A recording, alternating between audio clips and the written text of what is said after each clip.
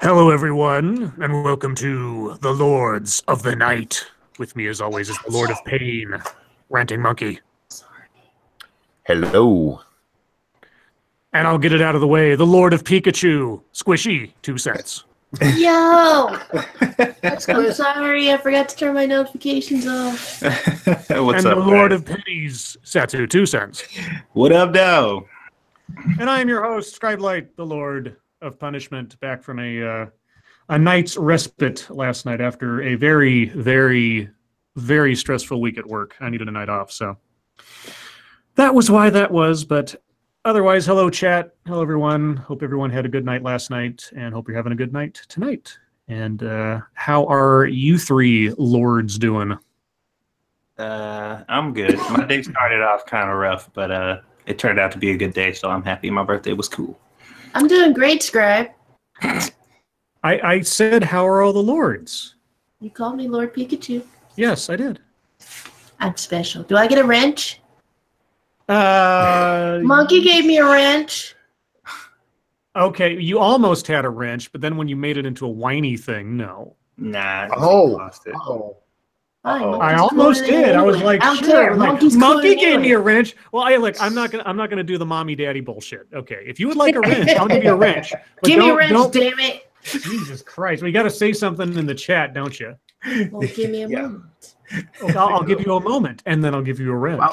That sounds like a. While she's saying hello, I would like to say happy birthday, Satsu. Yes. I'm glad you're born. I'm glad your parents didn't use birth control that worked. We learned today on his birthday stream that birth control was involved. It just failed. Yeah. So we're going to have to obviously sing 2 Satsu. Oh, first, thank you, Attack Alpaca. Literally just got home and saw that my signed copy of Livescraft was in the mail. Ooh. Yes, it seems like cool. I think Sylvanas got her copy today, too, and now Attack Alpaca. So enjoy it. I hope you like it. Oh, is that Squishy's real name or the name I should go know by? I don't know. Oh, But okay. don't call her that. Yeah, okay, I won't. I just wanted to make sure because I've never seen Squishy like actually say anything on my channel before. So there you go. She gets mad if you use her real name. So I have a special request for our audience. I know it makes absolutely no sense to do. Yeah, I got a wrench. But I just want to know that it's happening. So we're going to sing Happy Birthday to Satsu. And I would request, and I'll never know if you don't, but I would request that you all sing along. Oh, yes. Indeed. That's a good request. Yeah. So again, we're going to assume for the sake of argument that everyone in the chat right now, all 85 of you, are going to sing to Satsu when we start singing here in a second. But thank you, Jamil Joseph. Happy birthday, Satsu. You're old.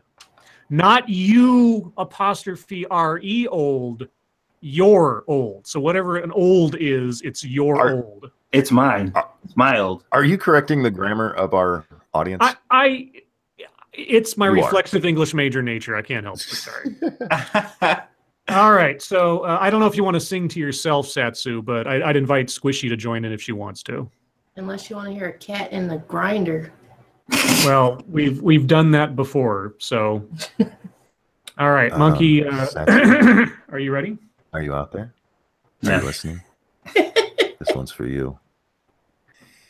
Happy birthday to you. To you. Happy birthday. Happy birthday to you. To you. Happy birthday. Dear Satsu. Dear Satsu. Happy birthday to you. Happy birthday, Satsu. Thank you. Did you just open a Dr. He did at the end of the song. I opened the Dr. Pepper as the punctuation. Yes. How dare you? I know, right? How dare you, sir? How dare you? All right. So Monkey Dick, Jim Jones, movies. Hit that like button if you have not already, and many of you have not. And share our stuff. If you see a video of ours that has been posted at any point in the history of our channels, just take it and share it, just randomly. See what happens. Can I bring up something before we go on? Yes. I watched Satsu's birthday stream today, and I think his mom wants me. She hasn't got to hear my beautiful voice yet, so when she does, I feel like that'll seal the deal. But I'm fairly certain Mama 2 Cents wants a monkey. I don't know what to say to that, but Gregory Hurst, thank you. So that's how Elvis would sound on a Sibian scribe. Yes, that is that's a very quavering Elvis. And thank you, Mule 1066. Tossed some Hebrew nationals in the oven when I realized whose birthday it was. Wow. It's hard to feel sad when the dogs taste good. Wow, that's yikes. That's some double entendre. That's deep right there. Mm-hmm. Holy shit! There's a lot of fuckery in that one message. That is. Yeah. By the way, guys, if you'd like to see Satsu's mom's butt, go over to his stream from earlier. Oh my god. She showed it for me. Oh my god. Thank you for that, Mama Satsu. I know I probably shouldn't tell you this, and I'm probably gonna regret it. But her husband called and she answered the phone and said, "Hey, monkey." Nice. See, told you she wants some. So, monkey, is there a tramp stamp timestamp for that? I don't know the timestamp for it. I really don't. It was pretty early in the stream because I asked her if he got his butt from her. So she stood up and turned around and showed. I see. And your mom got a nice ass, man. I'm not going to lie to you. Well now, awkward much? Awkward. Shall we move on to even more awkward news? Yes, let's move on to more awkward news. All right. And when we get to MSS news, and even I think maybe one of the stories I pulled up, if it's something that you guys covered last night, just let me know and I'll skip over it. Sure. But something I know you couldn't have talked about last night, conceivably, is that North Korean leader Kim Jong-un says we no longer need nuclear tests. That could either be a good thing or a really bad thing. Yeah. Thank you, William Savage. Have some Mr. Pibb. You know, I'll take Mr. Pibb in a pinch, but Dr. Pepper is always the first one to go. I think it was the Hate Camel. It's in a picture today of Dr. Fago. Oh, yeah. Which is like the Insane Clown Posse drink. I'd never heard of it before. I didn't know there was a Dr. Fago. I'm scared of it. There's like every everything single version Fagos. to that picture. No, the person who posted that picture said, "When you can't decide whether you like monkey or scribe more." Yeah, right. I'm not quite sure how to take that, but me neither. But I thought it was funny. It made me laugh. Anyway, North Korean leader Kim Jong-un said the regime no longer needs nuclear tests or intercontinental ballistic missile tests. State-run KCNA reported Saturday. Kim said Saturday that, quote, under the proven condition of complete nuclear weapons, we no longer need any nuclear tests, mid-range and intercontinental ballistic rocket tests, and that the nuclear test site in northern area, must be translated, has also completed its mission. The announcement signifies a remarkable change in policy for the country that has relentlessly pursued the development of nuclear weapons as a means to ensure the regime's survival. It comes just 1 week before a meeting between Kim and South Korean President Moon Jae-in, and before a planned historic encounter between Kim and U.S. President Donald Trump. Trump welcomed the news in a tweet late Friday. Quote, North Korea has agreed to suspend all nuclear tests and close up a major test site, he tweeted. This is very good news for North Korea and the world. Big progress. Look forward to our summit. And then it goes into sort of an overview of stuff with North Korean things. I'm honestly surprised.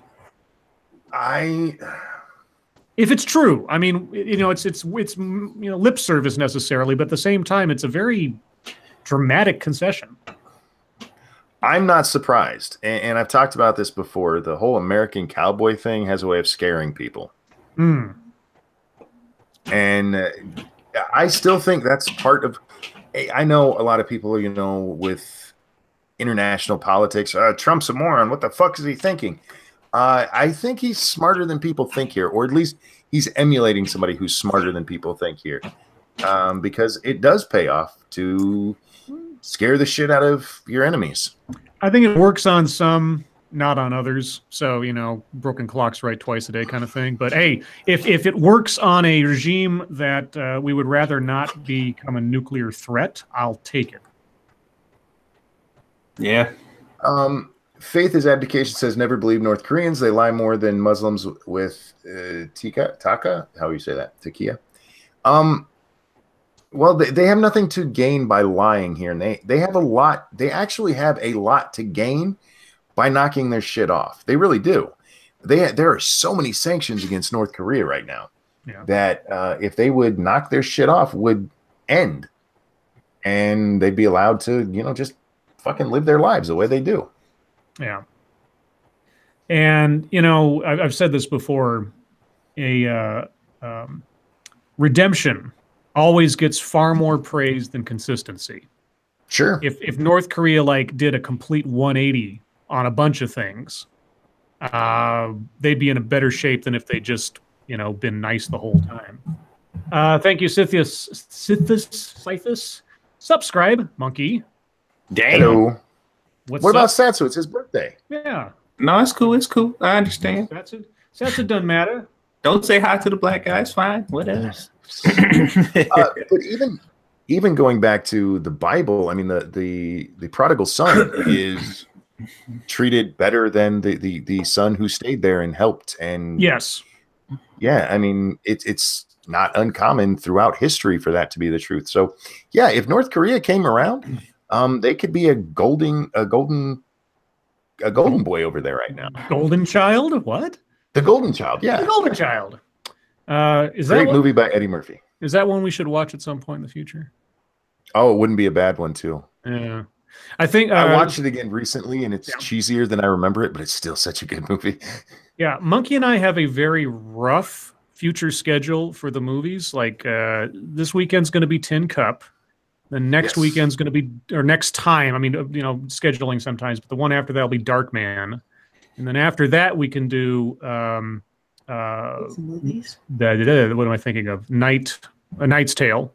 Knight's Tale, yeah. And then after that, barring Monkey not being able to get a copy of it, I'd like to do Strange Days, but we'll see. Thank you, William Savage. Just saying hi to the black guy. Well, thank you, William. And Terry Diamantis, sup, Satsu? Feel better now? Well, everybody's taking up slack for Synthus. Do I feel better? Sure, why not? And thank you, Adam R. Waka waka, my dudes. No. Okay, Fozzie, thank you. Excuse me. Yes. That is a dam. Oh, sorry. That is a damn R. A dammer. A goddamn R. A dammer. Waka waka. Okay, well, moving on from insane nuclear tyrants to insane superhero actresses.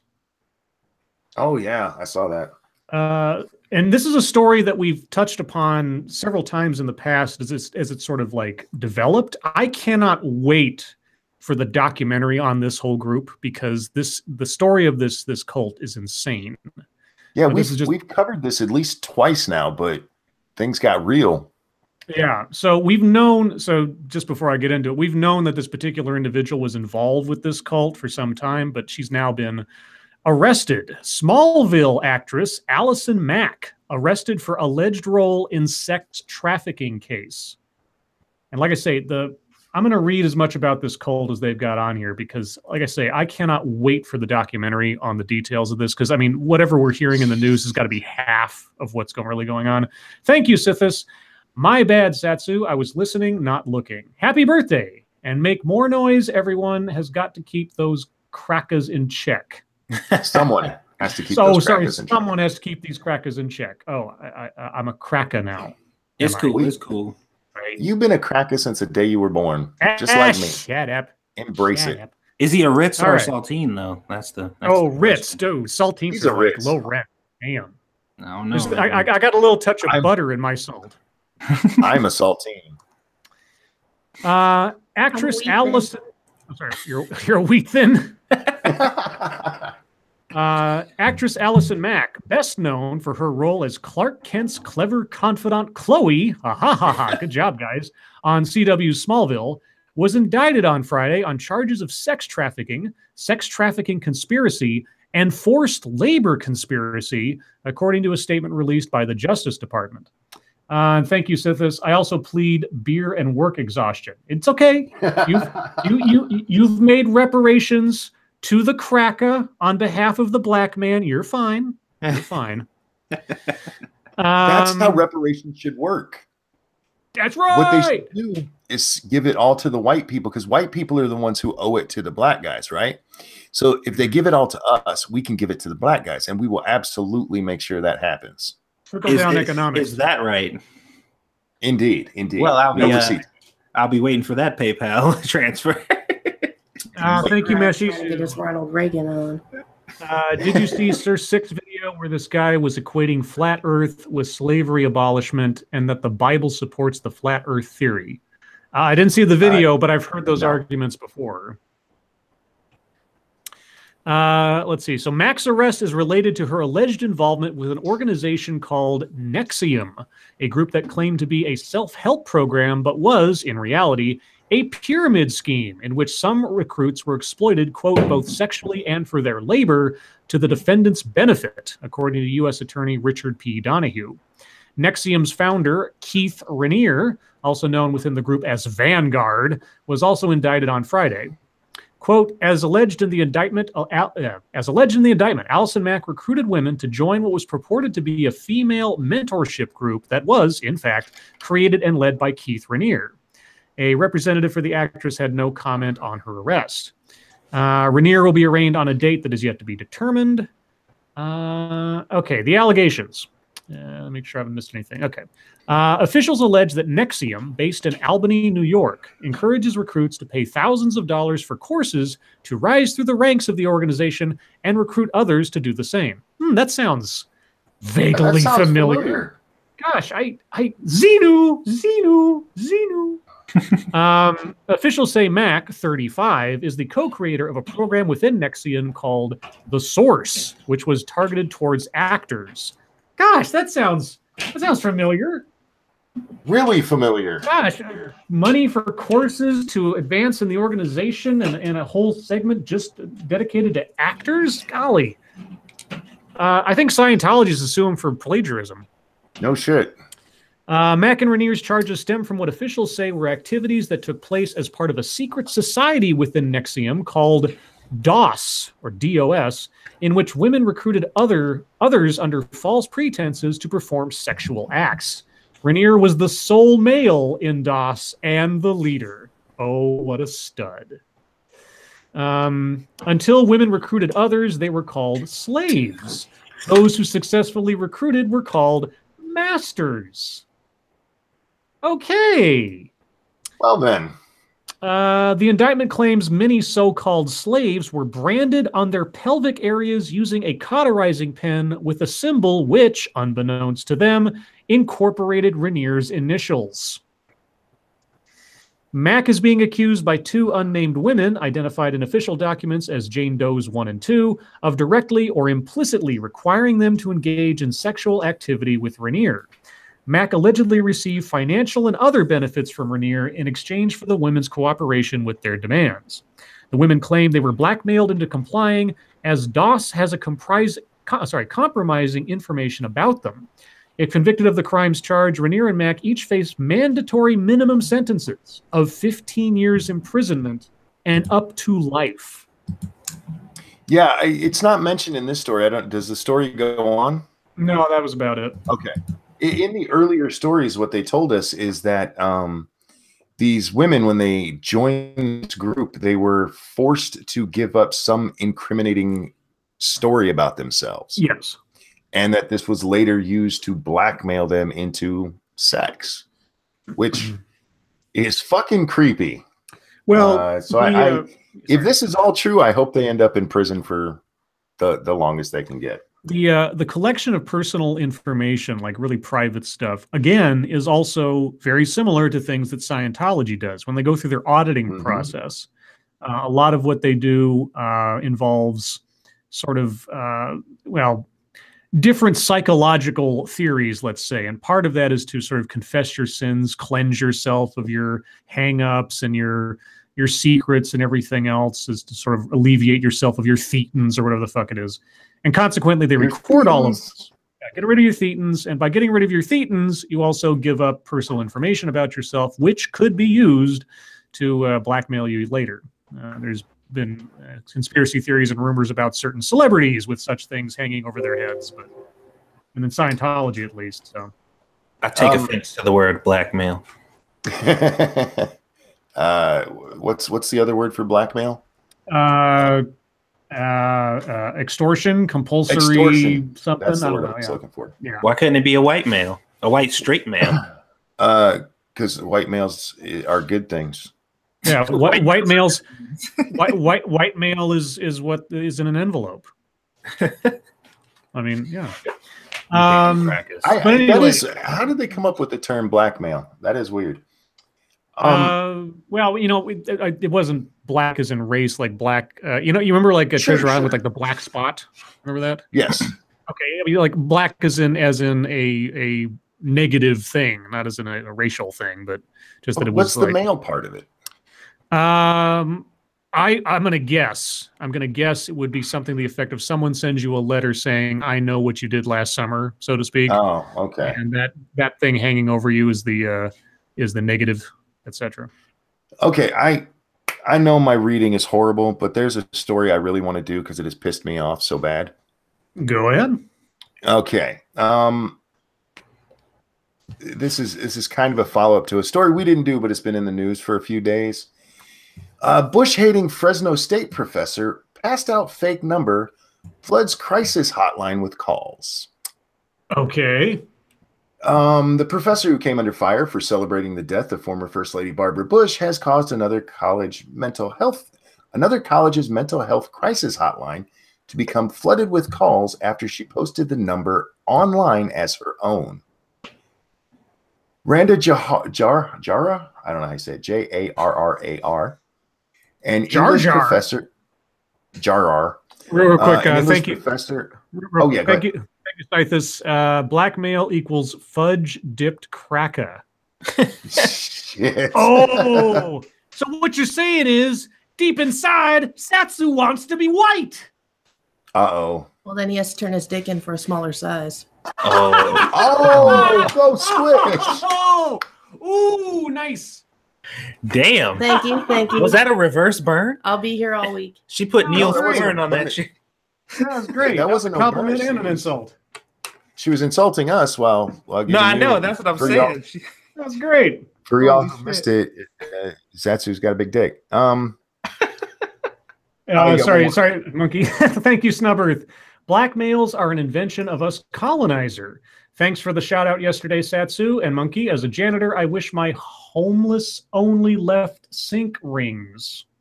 Oh. I don't know what that means. We were talking about why Starbucks locks their bathrooms, and people are saying it's because of the homeless. Oh. And yeah. Okay. Fair enough. Go ahead, Monkey. Sorry for the interruption.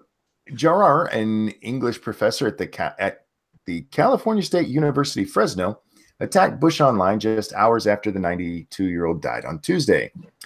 Quote, Barbara Bush was generous and smart and amazing racist who, along with her husband, raised a war criminal.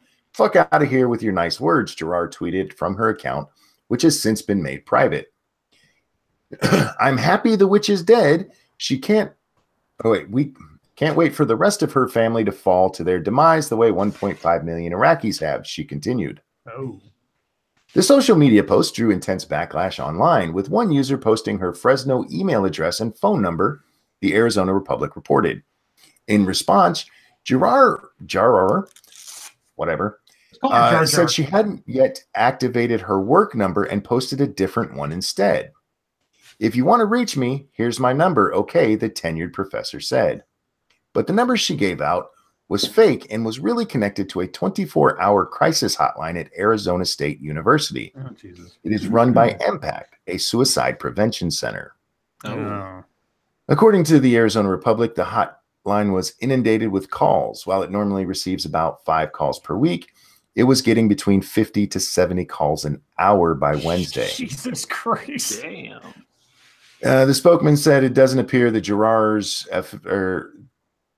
has any affiliation with the university located hundreds of miles from Fresno. Your freedom of speech does not entitle you to have all these people spam an actual mental health crisis line. Please stop. Dr. Eugene Gu, who the Arizona Republic said is a doctor at Vanderbilt University Medical Center, tweeted in response to Gerard. Arizona State University says the excess of calls to the hotline did not seem to have blocked anyone from receiving help who actually needed it.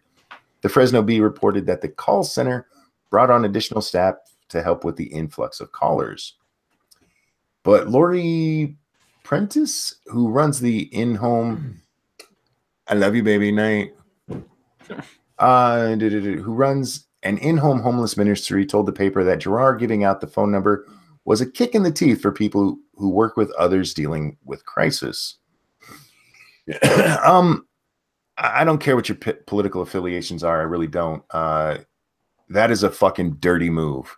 Mm-hmm. If you want to give out the number to a fast food restaurant, fine. That's still fucking asshole-ish. But this is a woman who, because she started shit online, spam the fuck out of a crisis hotline, a fucking suicide hotline. Now, when she made her original statements, the college said, she did this on her own time. It's not really something, no big deal. But after this, I realized she has tenure. This bitch should be getting prosecuted for fucking wire fraud. Period. So, I have a question. Did she give the number knowing that it was to that line, or did she just give a random number trying to be funny? They haven't said in any of the articles, but for her to accidentally give that line, I'm thinking no. She had to know what she was giving out. Because I was about to say, if she did it on purpose, that is probably the most elaborate way to tell somebody to kill themselves. Yeah, it's You picked up on that too, did you? Yeah, just like that is probably the most elaborate way to tell somebody to kill yourself. Yeah, fuck this bitch. I hope she ends up in prison over it. Did you guys talk about the YouTube story last night? No, that was just breaking today that we saw. Okay. All right. So this is the last story I had pulled up. Exclusive on CNN Tech. YouTube ran ads from hundreds of brands on extremist channels. So those of you in the YouTube world are just observers. Get ready for Adpocalypse 2. Hold on. Thank you, number 13. 3. Okay, Adpocalypse 3. Right. Thank you, number 13. I heard she gloated that she couldn't be fired, and the university is still "quote unquote" investigating. Well, if she's tenured, it's tough to fire her. Yeah. That's what she said after the original tweet. I haven't heard her say anything since this came out. Okay. Let's see. Ads from over 300 companies and organizations, including tech giants, major retailers, newspapers, and government agencies, ran on YouTube channels promoting white nationalists, Nazis, pedophilia, conspiracy theories, and North Korean propaganda, a CNN investigation has found. Companies such as Adidas, Amazon, Cisco, Facebook, Hershey, Hilton, LinkedIn, Mozilla, Netflix, Nordstrom, and Under Armour may have unknowingly helped finance some of these channels via the advertisements they paid for on Google-owned YouTube. Well, trust me, guys, whatever money they were making was pennies. Because that's what I was thinking, like helped finance, really? Yeah. I mean, who knows? There might be a white nationalist channel that's got 700,000 subscribers. Could be. I don't know. But I doubt it. U.S. tax dollars may have gone to the channels, too. Ads from 5 U.S. government agencies, such as the Department of Transportation and Centers for Disease Control, appeared on the channels. Interesting. Many of the companies that responded to CNN said they were unaware their ads had been placed on these channels and were investigating how they ended up there. One of the companies, Under Armour, is pausing its advertising buy on the platform after CNN notified the company its ads appeared on a white nationalist YouTube channel called Wife with a Purpose. Quote, we Wait, have white strong... a white nationalist? Sorry, you broke up there. What? I'm sorry. I didn't realize Wife with the Purpose was a white nationalist. I don't follow her that closely. I've heard the name. I've never heard of her. This is what CNN is calling it. So if you know otherwise or someone else does, I don't know. Okay. Let's see. One of the companies we'll talk about that. Quote, we have strong values-led guidelines in place and are working with YouTube to understand how this could have slipped through the guardrails. Guardrails. We take these matters very seriously and are working to rectify this immediately, a spokesperson for Under Armour said. This is not the first time YouTube has put major companies' ads up against controversial or extremist content, despite settings meant to protect advertisers. The incidents have raised questions about whether YouTube can adequately safeguard ads and brands' integrity, or whether its automated systems means that advertisers will always be at risk of such ad placements. After past incidents, some companies temporarily paused ads on YouTube, but then resumed advertising later on, because it is pretty lucrative. Let's see. Quote, YouTube's bottom line hasn't been hit, said Nicole Perrin, a senior analyst at eMarketer. If brands want to make sure this stops, the only way for that to happen is for them to stop spending on YouTube until it's fixed. And then it just kind of goes on. And then it talks about how YouTube places ads. There's no fix. That's the problem. Yeah, no, there's no fix. The only way to fix this literally would be to have somebody watch every goddamn video before it went up. Yes. So they're using this algorithmic system that does its own thing. And when they say placed, they're saying it like there's somebody hand picking these ads and like, yep, this is extremist. This is going here. Like, it sounds a little misleading.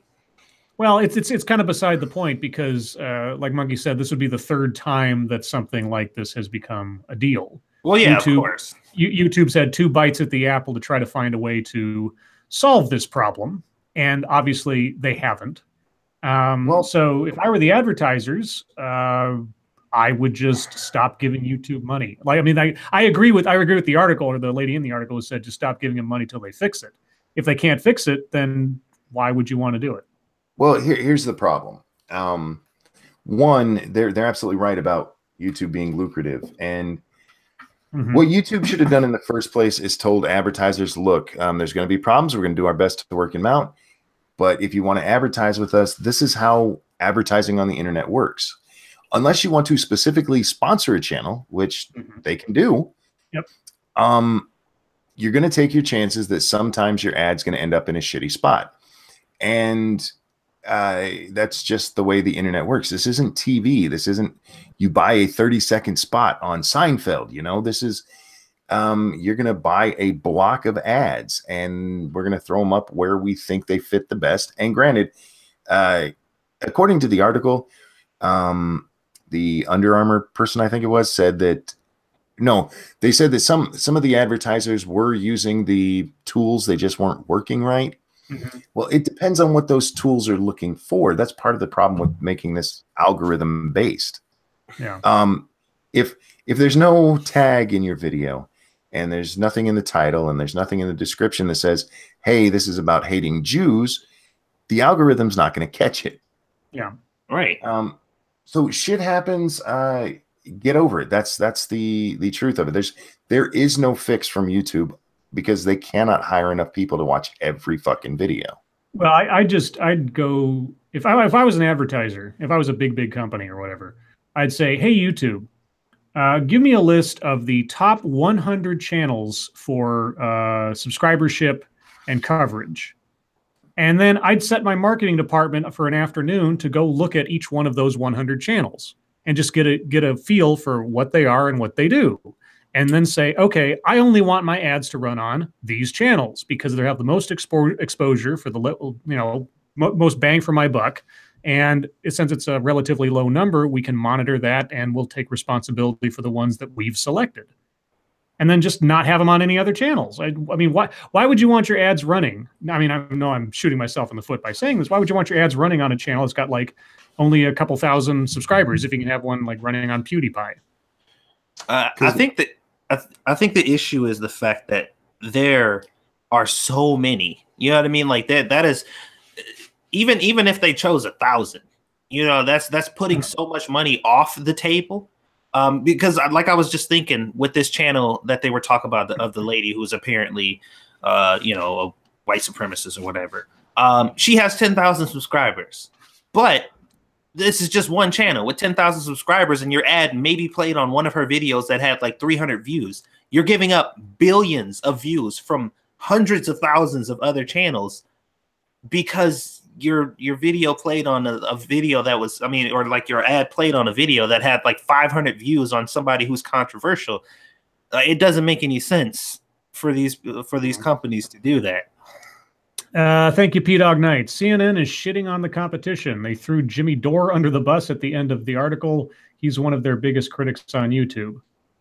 Now, did they really? I didn't finish the article when I read it earlier. Jimmy Dore. Wait a second. Jimmy Dore's an asshole, but what did he do? Let's see. Ads also appeared on the Jimmy Dore Show channel, a far-left YouTube channel that peddles conspiracy theories, such as the idea that Syrian chemical weapons attacks are hoaxes.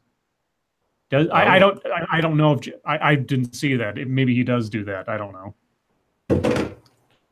Does he peddle that? I mean, is Jimmy Dore like a low-rent Alex Jones now or something? Thank you, James Colley. As promised, here is my cringy joke. Uh-oh, here we go. What is the upside of being a pedophile? You never outgrow your dating pool. Oh, dude. Oh, James. That's bad. James. James. I'm ashamed of you. James. You know better than that. I'm not ashamed of you. You know. Tonight you're going to be Shames Colley. Shames Colley. But thank you, James. Regardless, for the donation, if not for the joke. Real quick, about P-Dog's comment there. I don't disagree with him. I think when I read this, that was my first thought. It's like, oh, now it's CNN's turn to get on this. Yeah. But again, there's not much more YouTube can do. They might need to tweak their algorithm a little bit, but I mean, if you're gonna run ads on YouTube, you're gonna always take that chance.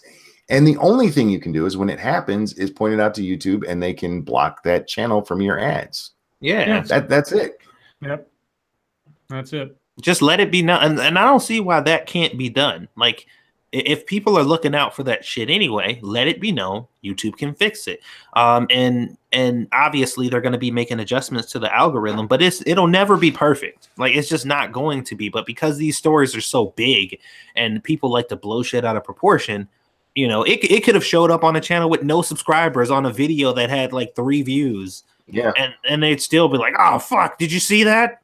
Like, I just wonder how many, I mean, maybe I'm just one of those, you know, internet savvy people that understands how this works, but I wonder if anybody really gives a shit if like a Coke ad plays on a white nationalist channel. Do they actually think that Coke is sponsoring those guys or endorsing that line of thinking? Well, see, that's part of the problem with what's going on here. And I had this discussion on Twitter earlier. Somebody goes, why are these brands so upset? And it comes back to the old way of advertising. When you advertise on television or the radio, you're basically endorsing that show. If you have an ad running on Rush Limbaugh, people are like, oh, you placed that ad. Yes. Meanwhile, on the internet, that's not how it works. I mean, your banner ad that shows up on rando website, you might not even have ever seen that website. Yeah. And the people who work at the ad companies and the people who work at these corporations, they haven't gotten into the 21st century with the rest of us. So they're still operating under that old mold. They're still like, oh, people are going to think we support most of us know that's not how the internet works. All right. Well, now, guys, we're going to move into MSS News. And I'm going to be checking every story that I bring up because I don't know if it was covered last night. But if you have news stories, guys, you'd like us to read on the air, please send them to us using the hashtag MSSNews on Twitter. And we'll do our best to look at as many as we can and have time for. Oh, real quick, I have a story. Okay. Satsu's mom has a sweet ass. Oh, my God. Monkey? That's it. Film at 11. Monkey. No, film was at 6:30. You get one. You get one more of those. Just one. That's it. I only So need use one it of her ass, wisely. man. Use it wisely. Oh, okay. I only need to ask one time. So, what was that noise? Oh, that's there's a bunch of sirens. There's a bunch of sirens going on outside my apartment. That's what it was. I was like, what the hell? So this one comes from Massive Dynamics. Oh, with friends like these is kind of the thing that comes to mind. Teenager almost killed when friend pushes her under a bus for, quote, a joke. Was this the moving bus? Yeah. There's footage of it. What the fuck? Are you serious? Yeah. Security cameras caught the terrifying moment a teenage girl was pushed into the path of an oncoming bus by her friend in a prank gone wrong. Police released footage showing how close the 17-year-old came to being crushed by the wheel of the bus as she fell into the road in fuck you Poland for street names, whatever. It's Polish something. Her head is just inches away from the back wheel as the bus drives past her. She manages to get back up quickly and is comforted by her friend after the horrifying ordeal. Clearly horrified, the other woman puts her hand over her mouth as soon as she realizes what she has done. Moments later, a man in a white car pulls over to check on the victim, who police say suffered only minor injuries in the near miss. I think that's called a near hit, if we're talking about Carlinisms. So in Poland, this counts as a joke? Yes, that was a Polish joke. That's a Polish joke, y'all. Holy shit. Weibo Jones, take notes. The fuck? Yeah, that's smart. Backscan. Yeah. I almost killed you. Yeah, no shit. Yeah. I almost killed you. Holy shit, dude. That is, man, look. Okay. She would have done that to me and almost killed me. But a murder would have still taken place because I would have killed her. God damn, that's hardcore. Oh, hell no. You see that shit, babe? Yeah. This one comes from Froggy in more ridiculous news. It looks like you're using an ad blocker. Indeed, I am. Go away. Police, 7-year-old. Sorry? Real quick, Backscan said April Fools in Poland must be like the Purge. I'm sorry. Go ahead. I didn't. That was just funny. All right. So 7-year-old, and I want to underscore that 7-year-old showed up to school high. Her grandmother was cooking crack at home. An Ohio woman was charged with drug possession after her son was found to be under the influence at his Urbana elementary school. Okay. The Urbana Daily Citizen reports Laura I. Smith, 29, was charged with possession of cocaine, possession of fentanyl, and possession of methamphetamine. Police were called to North Elementary School, where a 7-year-old was found to be, quote, in need of medical attention.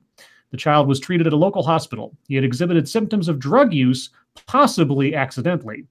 Reports said that the child tested positive for cocaine. Investigators discovered the child's grandmother and her friends were cooking crack cocaine in the kitchen with the boy in the living room. Police believe he inhaled cocaine prior to attending school. When Smith arrived at the hospital, police said she was, quote, shaking, had slurred speech, and could not stand still. A urine test revealed she had cocaine, methamphetamines, fentanyl, and opiates in her system. Smith admitted to using drugs earlier in the day, but said she, quote, doesn't use drugs in front of her child. Cooking them in front of your child can be just as bad, just so you know. Jesus. Thank you, James Colley. People of a certain age remember, quote, this program is brought to you in part by, which adds to the ad debacle. Yeah, no, yeah, there's, like Monkey said, there has wrong. Sorry, what? Oh, sorry, James Colley. There you go. Yeah, the ad companies, they still operate in the PR realm as though an ad appearing on random internet thing thus equates to company endorsing that thing. They're still paranoid that people think that. Now, I don't know if the majority of people actually think that. I think anybody who's grown up in the last 20 years or so probably understands that's almost never the case. But I don't know what how the companies think of themselves or how their liability lawyers think of themselves. So. I just thought of something utterly ridiculous. You can go ahead and get the super chat real quick. All right. Thank you, Gregory Hurst. Nothing like grandma's cooking to cheer you up. Yeah, no shit. What if a dude was like on death row for doing like something just absolutely terrible? And he was like, they're like, what's your last meal? Like, what's the last thing you want? He's like, an ice cold Pepsi. You're just like, geez. Oh no, absolutely not. You will not be representing our company. Like, what do you mean? Oh, Rotten Corpse. I haven't seen you in a long time. Hi. Hope you've been well. So this one comes from, I'm not quite sure how to say the name, Ulster Scott Jabustel or something. Anyway, the story sounds very odd. The headline, but try to give this one a shot here. A homeopathy enthusiast gave rabid dog saliva to a 4-year-old to treat bad behavior. I saw this headline. Yeah. Okay. A cognitive bias is when you have beliefs or preferences regardless of any evidence to the contrary. For instance, it's unlikely you'll ever change someone's mind when they are on the opposite end of the political spectrum from you, no matter how many statistics you throw at them about their party's failures. It happens a lot with scientific information, too. Those who prefer to use alternative medicines, such as homeopathy, for example, tend to do so even though there's no scientific evidence it works. Despite constant criticism and despair from scientists, homeopaths are still going strong. So much so that one recently blogged about giving one of her patients dog saliva to treat his, quote, bad behavior. Anka Zimmerman, a Canadian who describes herself as a naturopathic doctor, wrote about the controversial treatment on her website. She described a boy called Jonah who was brought in to see her last October because of sleep and behavioral problems. Zimmerman said his problems included violence towards other children at preschool, hiding under tables, and growling. He also had terrible fear of wolves, zombies, and ghosts, she said. Wow, amazing for a 4-year-old. Zimmerman concluded that the most likely explanation for this was because he was in a, quote, dog state from being bitten by a dog when he was 2. Quote, the dog that bit him may have recently been vaccinated with the rabies vaccine, or the dog bite in and of itself may have affected the boy with the rabies miasm, she wrote. Either is possible, and the phenomenon is well known in homeopathy. No, neither of those is possible, but keep going. God. A miasm is a homeopathic term for, quote, the ghost of the disease state still rampant in the energy system, unquote. The ghost of a disease. Ghost of a disease. Oh, you know, I see a whole new ghost herpes. I see a whole new genre of horror movies now. It's like, it's the ghost of AIDS. And he's just like, boo. And you're like, oh, no. Okay. She continued, quote, a bite from an animal with or without rabies vaccination has the potential to imprint an altered state in the person who was bitten in some ways similar to a rabies infection. No, it doesn't. I know next to nothing about homeopathy, save for the name, really. If this is my first real introduction to it, because I've never paid attention to it before, this is insane. This sounds like Scientology. It's worse than Scientology. The disease thetans are coming after you. Jesus Christ. The bitch is literally talking about a disease having a ghost. Yes, it's been imprinted on your soul. That's not how diseases work, y'all. Now, if you guys want to do homeopathic stuff, that's your business. But when you get really sick, you need to see a fucking doctor. That's because otherwise you're gonna die. Okay, I'm gonna do one more, and then we'll get into YouTube time because we're running a little past. But Prospero said, "Just readjust the kids' chakras." Oh God, this one comes from senior staff reporter and chief Florida correspondent Colleen Bernier. A state trooper kept pulling women over to ask for dates. I don't see the problem there. Well, I guess we'll find out. A New Jersey state police trooper accused of repeatedly pulling over women to ask them out on dates has been indicted. The state attorney general's office announced Thursday that 32-year-old Eric Richardson faces charges including official misconduct, criminal coercion, and tampering with records. Prosecutors allege Richardson pulled over female drivers and threatened to arrest them unless they handed over their phone numbers. They allege in one case he pulled over a woman 3 times, the last time to ask her if she'd been getting his texts. They say he logged that stop as, quote, aiding a motorist. Among other things, he's accused of turning off his patrol car's dashboard camera in some of the stops. Richardson was suspended from his trooper's position after being charged in May of 2017. Okay, so this is only now coming out. He's been like, maybe it took that long to indict him, I guess, maybe. Anyway. So there you go. Guys, we'll read some more MSS news if we run out of deep topic time. I would just like to clarify my statement that when I said I don't see a problem with that, I was joking. And then when we heard the actual charges, Jesus fuck, dude, what's wrong with you? Yeah, it's like, I'm going to arrest you unless you give me your number. Okay, that's called extortion. Reminds me of that scene in Don't Be a Menace. I bet I can get that girl's number. He walks over there. Break yourself. Give me your phone number. Puts the gun to her head. Yeah. That shit was so funny, man. Oh, my God. Okay. So YouTube time. I'll go first because I don't have... Well, actually, no. I've got something to say. So, Satsu, you go first. Your birthday boy. I had a birthday stream. And it was fun. My mama came and she was acting a fool. That's what happened today.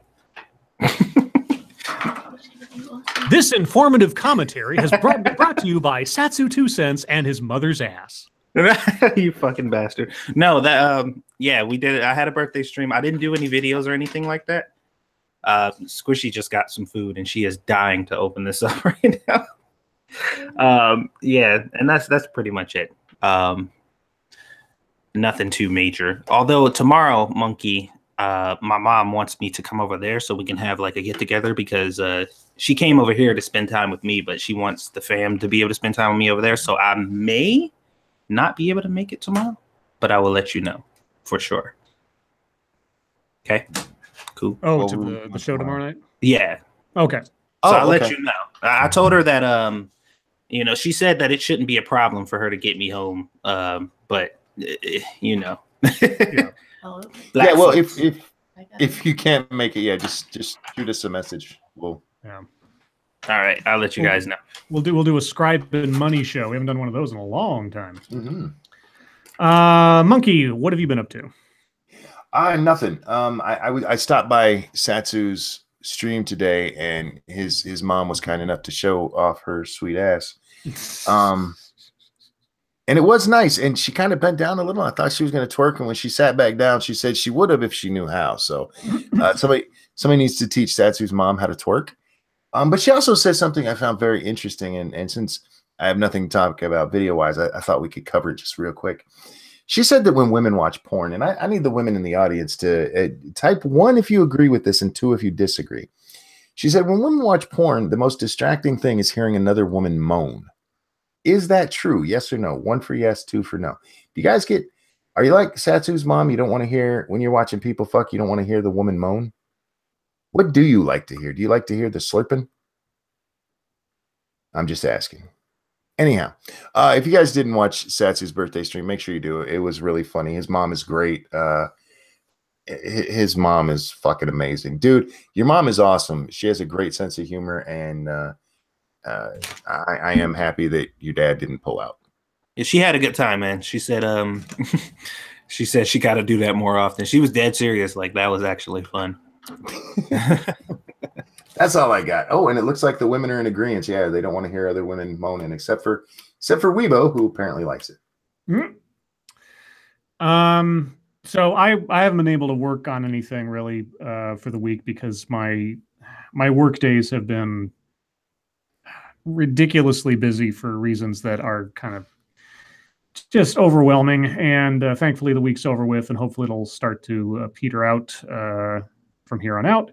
But in the absence of being able to really work on anything, I have listened to and or watched over a dozen different videos, some of them like hour-long panel discussions and everything else sort of fill up the time as I'm working away at work. I've almost become inured to some of this stuff. Like I've heard it all before. And so I'm listening to it, I'm like, I could make a video on this, but it'd be the exact same video I've made about, 2 times previous or something. And then I came across a video that I thought I might work on. It was an interview with the CEO of YouTube by Forbes magazine. And they were talking about diversity in tech and all this other stuff. And she started saying some things that I was like, oh, that's really stupid. I should do a video on this. And then I saw that Mundane Matt had done a video on it last week. You can still do it. Well, the thing is, though, is that I haven't. So I know Matt made a video on it, and I think he just read an article about it. I don't think he parsed out a video. At the same time, I'm fearful that I will make the exact same points and or jokes he would, because there's only so much room to maneuver with some of the things that she said, because some of the things she said were just so ridiculous. And I'm always like, if I know someone's already done something on that exact same topic, not necessarily the personality, but the exact same thing, I'm always kind of hesitant. So yeah, but that's only under the assumption that literally every person that watches him watches you, which is. Well, I know that, but I'm always careful about watching someone else's video and risking having my own mind sort of preset with an idea or an opinion on something if I'm going to do a video on it too. So I didn't watch his video. Sorry, Matt. Only the first opening thing to see if he read an article about the interview. He didn't actually do, as far as I can tell, video of the interview. So that's one I might do, but I'm less inclined. But I am still looking for something new on the education front. Because I have watched a lot of things about social justice and education. I watched like an awards ceremony, it's like, here's this year's social justice awards, and here's XYZ to read their winning essay. I just think it's kind of bland. Like, it didn't grab my brain like some things do. So anyway, that's all a really long, convoluted way of saying I'm working really hard to find something interesting to throw out there for you guys, but so far it's all not grabbed my brain. So, not on the schedule. So when I get something, I'll find something. Alrighty. Yeah. And tomorrow, Sunday, at noon Pacific and 3 p.m. Eastern on Monkey's channel, we'll be reviewing the, I forget what year it came out, like 96? Maybe 97. Sounds about right. Tin Cup with Kevin Costner, Rene Russo, and Cheech Marin, which I have never seen. I was aware of the movie. I recall that it was relatively popular at the time. So, and even though romantic comedies usually aren't my forte, I will give it a shot, and I'm going to watch that tomorrow morning in preparation for Sunday. So, there's all that. Yeah, don't forget. No. See, Thoughts from the Dryer just said golf yawn. The movie is barely about golf. It is such a good movie. Well, I'll be the judge of that. Golf is a backdrop. Yes, indeed. But it is a fantastic movie. If you haven't watched it, it, in my opinion, is probably either the second or third best movie Kevin Costner's ever made. Next to Fandango. Thank you, Sarah Plyer. Have a pepper jack on me while snacking on goldfish. Oh, you know me way too well. Are you in my closet right now? Are you hiding in my closet with a knife by any chance? I'm looking over my shoulder. No. Okay. Just making sure. It's all right. Any YouTube drama that we have to talk about? I'm sure there's some Worski stuff that I don't know about since I've been busy the last couple of days. Okay, let's get the Worski one over real quick because that's the least interesting to me. The other one involves me, so that's far more interesting. Last night on Worski's channel, he had several people on there, and we talked about some of it last night. The Aiden Paladin, Kevin Logan stuff, because Kevin Logan accused her of being a what's it called? Holocaust denier. Sorry. And I finally went and watched her video on that because I hadn't seen it. And I wouldn't say she's a Holocaust denier, but like with everything else with the alt-right, she tiptoes right up to the line, let me tell you. But but she still acknowledges that Jews were killed there. But when she says all of the quote death camps, I'm like, are you fucking kidding me? Quote. All of the quote death camp. Anyway, so on that same stream, Nick Fuentes, that fucking oversized toddler, was arguing with the Ralph retort dude. Oh, that's smart. Well, their conversation went as you would expect most blood sport things to go. They just insulted each other and didn't really talk about much. Nick Fuentes is personal friends with Baked Alaska, and his point was similar to what I have said, that I think the initial reaction to what Baked Alaska said, to what he initially said, was a bit overblown. Baked didn't make it better after that point, but that initial reaction to me was like, really? That's what you guys are losing your minds over? So anyway, Dipshit cuts in. And for those of you who don't know Dipshit, that is Jean-Francois. Jean-Francois! How I love Jean-Francois! Yeah, that retard fucker. He cuts in, and him and Ralph start going back and forth a little bit. And I forget the exact exchange. I remember what Ralph said, but I don't remember what led to it. JF was saying something about Ralph's past. And Ralph made the comment, well, I could bring up stuff about you too. Ooh. Yeah, and there's like 30 seconds to a minute where that just kind of hangs in the air as JF talks about it, a little bit other stuff. And then JF kicks him from the stream, to which Andy was like, why'd you do that? And JF goes, well, he was insulting me, and he was threatening to say things about me. And he's like, I don't agree with that. So those two got in a fight. Jesus Christ. And to the point where JF said he doesn't want anything ever to do with Ralph again. And Andy told him, well, fine, when I have Ralph on next time, we just won't have you here. Oh.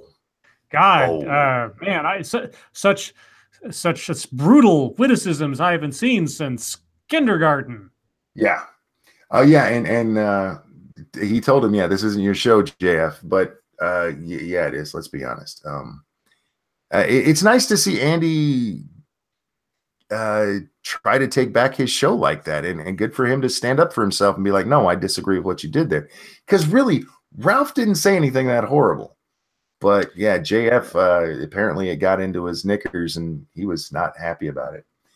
Thank you, Gregory Hurst. Dankula was on Worski today dropping JF tard jokes. Yeah, I think I saw somebody quote one on Twitter. Oh, I'll have to go see that. Yeah, it was something to the effect, Dankula said something effective like, well, at least my girlfriend knows how to wipe her ass or something. Oh. Yeah. And look, the rest of that argument and stuff, I don't really care about what happened. If you enjoy that kind of show, go watch it by all means. But the stuff between JF and Andy, that's not going to last much longer. It's just not. JF wants to control that show, and it's Andy's show. And if Andy's going to keep it his show, then yeah, those two are not going to be able to stay long term. Not when he's saying things like, "If that guy ever comes back, no, fuck you." Yeah, it's retarded. Anyway, so I was on Twitter today, right? Yeah.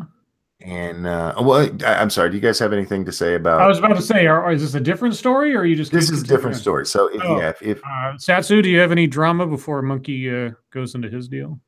Nope, I do not. Oh, well, fine. And Squishy brought some food home, and she's eating right now, so that's why I've been muted, because I didn't want you guys to. Yeah. Don't blame it on her. You're eating too. I am. There you go. Why you blame it all on her then? Now we got some beef right here. Because I was gonna wait, but she did not want to wait. So now we're eating. Does that seem like he's blaming her for what he's doing? I don't want to wait for my food to be colder. Dude, that was beautiful. Yeah. Thank you for that. All right, so Monkey, go into your other drama story. I had something weird happen on Twitter today, and Weird on Twitter? What? No. This is weird. Even it left me speechless, honestly. So I made a comment in response to David Hogg, because we had the big walkout today. We didn't talk about that at news time because it's not That's really true. news. Yeah. It's just a bunch of kids who don't want to go to class pretending they fuck them. Anyway, see you, Sarah. Hi, Sarah. This lady responded back to me. She's very upset at the fact that I use an avatar instead of my picture. And she really likes David Hogg. And there's quite this argument, and like Jim Healis here jumped in, and there were a couple other people who did, and it seemed to be going okay. And she brings up the avatar again and how I'm a coward for not using my avatar. And I point out to her, okay, well, if that makes me a coward, shouldn't you be sharing your address? Because, I mean, you can pick any picture off the internet. That doesn't mean it's actually you. She posted her address.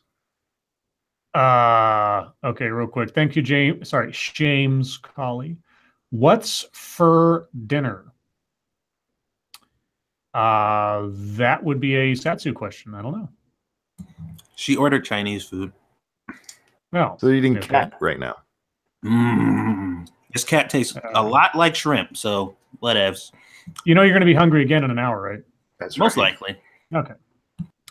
All right, so she posts her real, she posts an address. We don't know if it's her real address, but. I asked her, I told her at that point, like, take that down. Yeah. Just take it down. And she swears in a later post that she came back like an hour and a half later to post to tell us, no, that is her real address. I've never seen anything like that before. And Jim is like, you know what? I'm out. And I'm like, you're right. Me too. Because if anything happens to this crazy bitch, they have me and him arguing with her right beforehand. Yeah. And I honestly hope nothing does, but I don't even know how to process that kind of crazy. So she was trying to one-up you by doing what she said you wouldn't, kind of thing. Like, I'll show you yours if you show me. That's really a weird way to go about it. And that's really a crazy bitch too. Yeah, that's really unproductive is the most sort of kind phrase that comes to mind. I mean, well, she proved her point. I ain't no coward. Oh yeah, post your address. There you go. It's like, well, you may not be a coward, but you are an idiot. Yeah, well, that's what she's like, I'm brave. And I'm like, no, sweetie, you're not brave. You're stupid. Thank you, Snubberth. Well, she walks her talk, at least. Sure. In this situation, not the smartest way to walk her talk. Not even close. No, I mean, there's ways to try to show somebody up or to prove your, I don't know, argumentative bona fides in more productive and safe ways. That was not necessarily the best decision. So was this a response on to your tweet? Yes. So could you have deleted your thread and gotten rid of that? Maybe. I mean, because I know you don't. I know you don't like not like it's good to self-censor, but in this case, I might make the exception just for the sake of, safety. I see. That's what I'm not sure, because it wasn't my original post, and if you delete something, I was responding to his post in my original response. Okay. You can't delete her post as a consequence of deleting your thread. Is what I'm okay. Well, it wouldn't delete the thread; it would only delete my part of it, because it's I didn't. I don't know how Twitter works. This is how stupid I am about Twitter. The only way I know you could do it is if you delete the original thread from the start. Right. Otherwise, it just deletes the thread or the tweet you deleted. Okay, all right. Everything else is still there. It just it says this tweet no longer available. Right. I did report that her tweet. I've never reported a tweet before. But I did report it because it's personal information, and you can report people for posting their own personal information. But Jesus Christ, I've never met somebody that crazy online before. And I've met a lot of crazy motherfuckers, and I know there's crazier. Don't get me wrong, but I'll prove you wrong by giving you my home address, and then coming back. the last time I saw it, she had waited 3 hours before she responded again to shit she'd already responded to. I have breaking news. What's the breaking news? Those of you who might care, apparently, guess who's going to be a guest on the next Bill Maher episode? Oh, yeah. Oh, I saw it. I think I saw that. Jordan Peterson on Bill Maher. Ooh. That'll be interesting. Is Bill Maher being called the fucking white nationalist supporter platformer? He might be called a lobster. Yeah, I think I'll probably enjoy that one more than I did the Milo Yiannopoulos one. Milo came out so goddamn timid there. He did I'm a shy gay guy in that. Yeah, he I mean, this is kind of going back in time because I think I said this at the time, but yeah, when Milo did Bill Maher, when I heard he was going to do that, I thought, oh wow, because I was thinking of the Milo that was on like the Question Time thing where he was going up against Kate Smurfwaite, or the Milo who was on BBC talking to the fat acceptance lady and that kind of stuff. I thought it was going to be the Milo in the suit and the tie, being his smarmy, irreverent self, but otherwise a very articulate, very polished, quick-witted individual, except he comes on with a fucking feather boa and all this other bullshit, and he just plays it up, and he's just hamming it up to the camera, and I'm just like, what are you doing? Yeah. Anyway, thank you, Circus Zero. Wow, she topped Vegan Gains on Crazy. Yeah, you know what? I can deal with somebody going, I'm going to kick your ass or something like that online. Here's my address. Fuck you. I don't know how to deal with that. Oh. Well, let's just watch the news over the next couple of days, and we'll see an article of a lady waiting on our porch with shotgun shoots upcoming. Well, that's she actually said to all of us in the conversation that if anything happens to her, we'll get exactly what we want. We'll get famous for it. Like, bitch, what are you talking about? Oh my god, it was so weird. the other YouTube drama, if you want to call it that, Kilroy's happening right now. It is, yes. Monday Matt's there. He just tweeted out a picture a little while ago of Jeff Holiday there. I'll be curious to find out how that goes, because even though like the story behind that is so chaotic, and we haven't talked to Based Mama in a long time. Has she been posting videos? I'm subscribed to her. I don't know if YouTube's like just not showing them to me. She's been radio silent since all of that blew up. Okay. Yeah, I will be curious to see how this goes. I never really had any sort of like ill wishes towards the event, but with all the stuff that came out about it, I was kind of like, this sounds kind of shady. I said this last night, and I said it several times on Twitter today. There's a lot of questions that weren't sufficiently answered about Kilroy. Yeah. But there are a lot of people going to Kilroy that I would have loved to have met. Yeah. And I think they could still put on a good show for the people who went. And I'm not one of these people who wishes them ill will because of the shit that happened. One, there's only accusations about what happened before. And I don't want to shit on the event without knowing, there's nothing to say that, hey, they were stealing people's money. According to Kilroy themselves in a tweet today, that $85,000 they originally received after all of the donations that wanted refunded were refunded, they had $44,000. Wow. Yeah. So they still put on the show with that. So good for them. And I hope it works out for them, because other than naming it improperly, not naming it, advertising it improperly, I don't think it's a bad thing. I kind of hope that the growing pains are worked out with this first attempt, and that if, and I know it's a big if, but if they do it next year and it's they've learned from the errors, etc., and they have a more smooth sailing with it, conceivably, if things were arranged better next year, I might try to go. Maybe. Depends on where I'm at in a year from now, but we'll see. Yeah. Like I said, there's a lot of people that are on the ticket that I would love to meet, but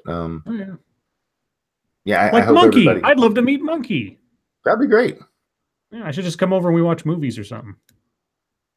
Except all flights are canceled around Michigan because it's an ice cube. We're heading to Virginia this summer, and if things work out, we're going to swing by and see Satsu on our way down. That would be awesome. I'm on the other side of the country. So. I know. So you got to come to the real United States. Oh, the real United States. Oh, I see how it is, Sarah Palin. Thanks. I was born in California, so I actually can't diss the West Coast. If that's not America, then I'm not American. But it's fun to make jokes. Let's see. Do we have any deepish topics? I have a deep topic tonight. Oh, okay. Go ahead. It's something I saw on Twitter, and whoever posted it may be in the chat. I forget who it was. But they said honesty is not always the best policy. And I kind of get the thinking behind that, because honesty can cause a lot of problems. But the problem isn't with honesty. It's with the people hearing the honesty and rejecting it or wanting it sugar-coated. I still believe honesty is the best policy. And as long as your honesty isn't intentionally mean, there shouldn't be a problem with it, even though we all know there will be. And I was just wondering what you guys thought about the notion of honesty is the best policy.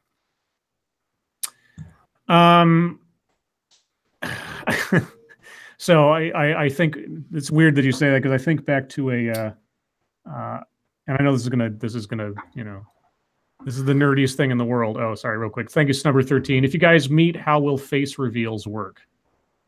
Well, I'm going to be wearing a slutty veil across my face. And when I meet Scribe, I'm going to pull it off slowly. Oh, yeah.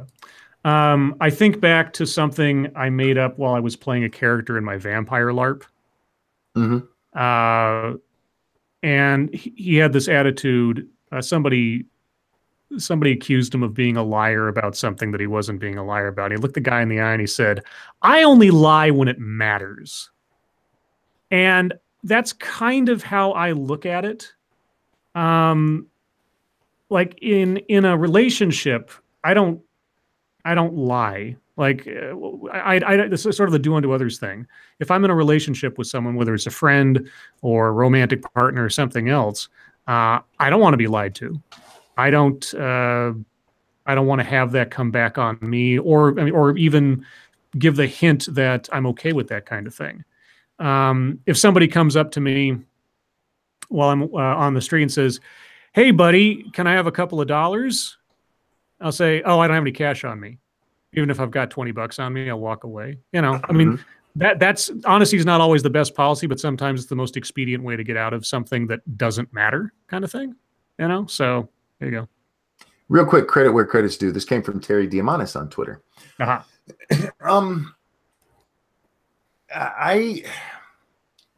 just don't see the need to lie, and I understand it. I do. And when I was younger, of course, I lied. We've all lied. I'm not up here pretending to be baby Jesus or anything.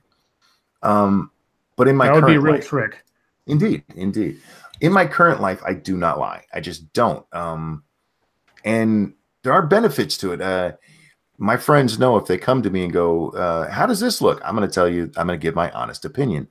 I know people who are writers. Will you read this? Of course I will. But I'm going to give you my honest opinion. And I am known for that in my circle of friends, and I like being known for that. Satsu, what say you? I mean, I'm kind of with Scribe when it comes to that, because like I find myself kind of like subconsciously lying without even thinking about it in certain situations, like especially in like social situations with like people or they're like, "Oh yeah," like a person I just met or something, we became like acquaintances, and they're like, "Oh, you should come over and hang out," and I'm like, "Yeah, I got like a life," which is a lie, because I don't, and I don't have anything to do. Yeah. But I'm just like, I'm not really a people person. But I feel like in that situation, if I was just like, that is the last thing that I want to do, I think, that just, I feel like you're being unnecessarily, even if that's how you actually feel, I don't feel like there's a reason, because there's no nice way to say that. You know what I mean? Like if I've actually turned chicks down. Well, there is just a simple. I don't feel like it. That's honest. I mean, you could say that, yeah, but just like that. What I'm trying to say is the connection or whatever, that because in those situations, it's not always that I don't want to be associated with that person at all. But a statement like that would be like, oh, well, fuck. Well, okay. And that's usually like, that's the end of this fucking acquaintance because that's just how people are. And like you said, it's not really the person who's saying the thing, it's how the person is receiving it. But because I know how people are, I almost feel like I need to, and to a certain degree. Like when it matters, though, obviously, if I'm with somebody or I'm talking to family or friends and stuff like that, then generally, especially if I'm thinking about it, like I'm actively thinking about what I'm about to say, then yeah, I'm most of the time honest for the most part. You know, but Squishy will be like, hey, don't you feel like washing the dishes? And I'm like, oh yeah, I can do that for you. And I get up and go do the dishes. I'm like, no, bitch, I want to watch TV. If Lady Monkey says something like that, I'll look at her and go, yes, that's exactly what I was thinking. That's what I want to do right now. And I'll still get up and do it, but she understands that, no, it's not something I actually wanted to do. Real quick, Prospero asks, is honesty the best policy when a woman asks the question, do I look fat in this? Yes, it is. She knows whether or not she looks fat in it. And if you're going to lie to her, why would you lie to her about it? Yeah. And you don't have to go, Christ, bitch, you're huge. No. God damn. Damn. Wait, did you see what Terry said? No, where are we at? I am almost certain. Yeah, there you go. I'm almost certain I've never answered, how are you, honestly? Yeah. I did. For me, the chances of me answering that question correct is probably about 10% because you never get the answer, the proper answer of how I'm doing most of the time. Jim Healer says, I don't tell a falsehood. I will just omit information. I don't consider omission to be a lie. Situational. Yeah, okay, I'll give you that. I'll give you that. Situational. Like I was unfortunately in a situation once where I was put in the awkward position of knowing that a friend of mine had cheated on his girlfriend with another mutual friend of ours, like the whole group. Mm-hmm. And it was a situation where I would see the girlfriend that was being cheated on socially, and we were very close. And so I felt like standing there knowing that she had been betrayed, knowing that the boyfriend that she was still gushing over, and I don't mean that literally, but whatever, had lied to her. I was lying by extension on his behalf by not saying anything. That was a really, really shitty. And I'm not talking about like some acquaintance. I'm talking about like people who I felt like were my family, and that was a really shitty position to be in. But I would say, unless she asked you, then you weren't lying. Now, she didn't know. I get that. Everybody knew what was going on, but she was in the dark because nobody was willing to risk breaking her heart. But everybody was effectively keeping his secret for him. But because I don't see that as a lie, though, because you're not. I do. I do. I was facilitating someone else's deception by being an unwitting and unwilling part of the silence. Thank you, number 13. Growing up, honesty apparently equated to snitching and cringe. I was very socially awkward, and it was capitalized on greatly. And half the stuff I wanted to talk about was either unusual or breached comfort zones. Let me tell you. Yeah. If you're talking with me, you have no fucking idea where that conversation's going. Neither do I. And it can be very uncomfortable sometimes. Yeah. Yeah. I get the same feeling that Scribe gets from the situation he described, but I would not technically label it as lying itself. Unless, like Monkey said, she asked you, and you're like, "Oh no, I don't know nothing about that." Well, Yeah. but here's the thing: when it comes out, oh, for sure. when it comes out, and it's discovered that everybody around her knew the truth and kept it from her. Yeah. Withholding the truth from someone is a deception. And it now in that scenario that I described, it's an impossible situation. It is an impossible situation because A, it's not your secret to give away, so to speak.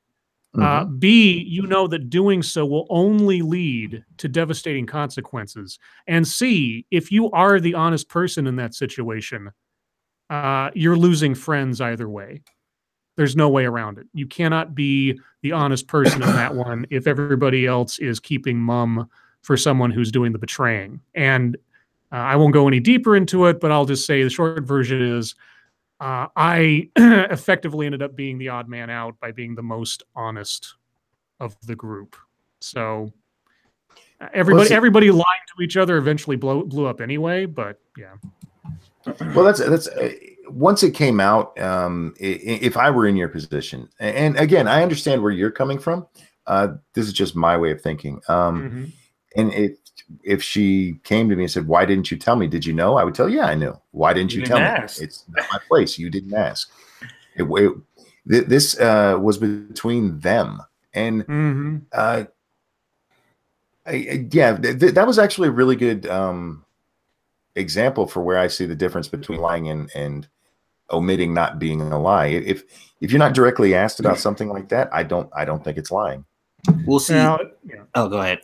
I was going to say, if it were any other dynamic than the one where everyone involved, and I mean everyone involved, was effectively a secondary family to each other, it might have been easier to isolate the sense of responsibility and the sense of trust that was part and parcel with the situation. But for me anyway, it was like knowing my dad was cheating on my mother, not I mean, I'm not saying that they were like a father figure to me, but it was that kind of closeness of a relationship that we had built up over the years at that point. And so one person's deception kind of poisoned the well, for lack of a better phrase. But yes, it was complicated. And, and again, I could see someone saying the opposite of what I, experienced for myself. I can understand that. But that's one of the, like I said, it's one of those circumstances where not saying anything feels as much of a betrayal as if you were in on it, let's say, Yeah, no, I get it. Go ahead. Sorry.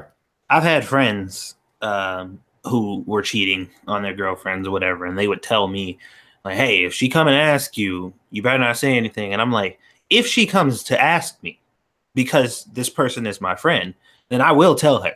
So you better get your shit together and make sure that she doesn't.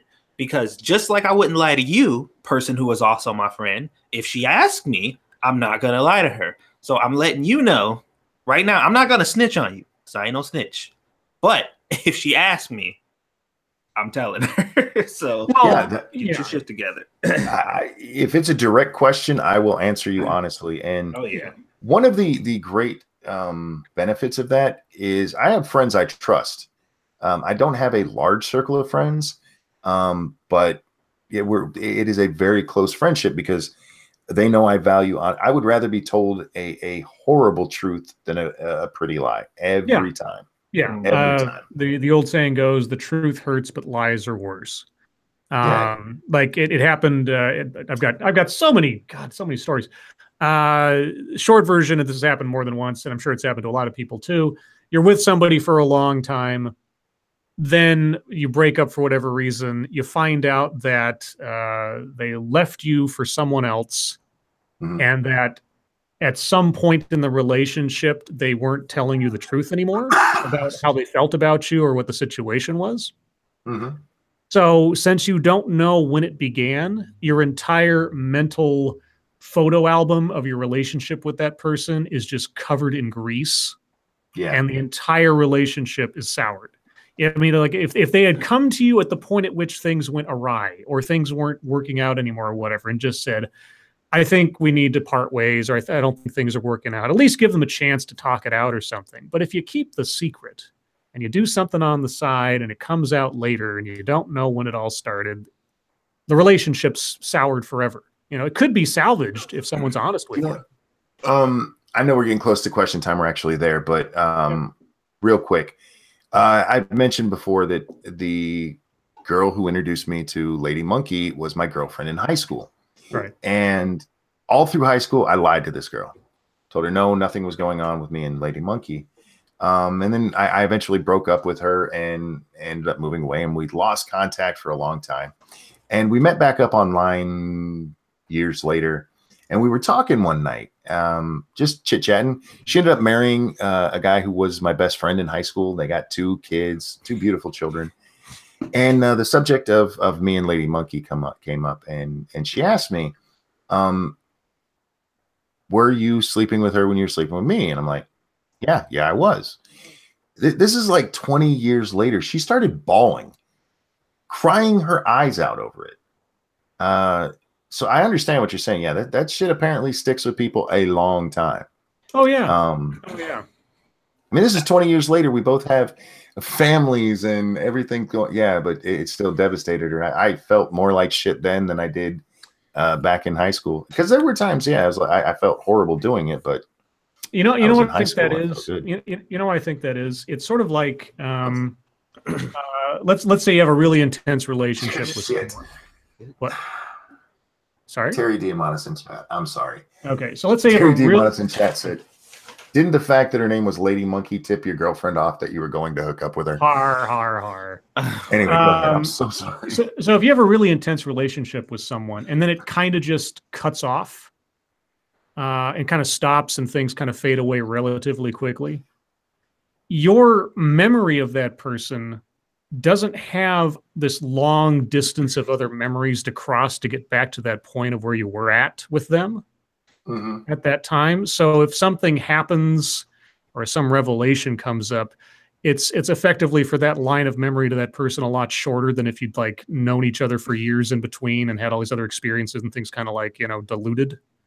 Mm-hmm. I think that's part of the reason why you can have such an intense reaction to something or someone that is years in the past, but effectively never aged out of intensity in your own mind, kind of thing, if that makes any sense. Yeah, mm-hmm. I can see that. My ex-girlfriend had a different problem with lying.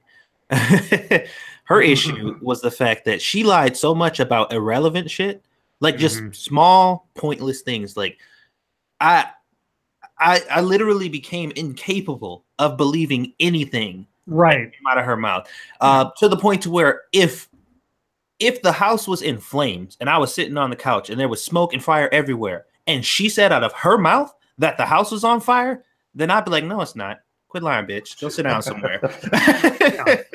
Boy, you cried wolf.